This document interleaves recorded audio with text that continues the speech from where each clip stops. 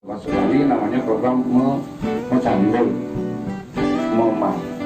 melajak, memaca, nulis dan mendetail sastra. Nanti akan ada pelajaran nyerang bongkar, ada pelajaran sastra kan susah ya.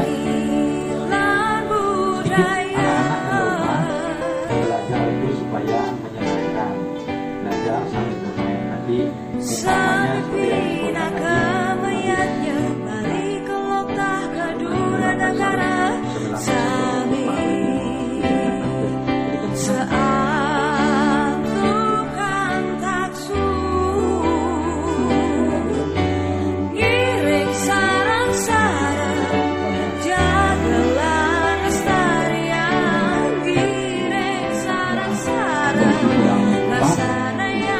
seperti yang disebutkan tadi.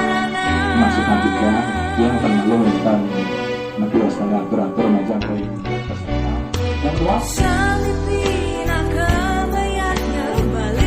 suara lidah pelan-pelan aksara suara lidah ini yang banyak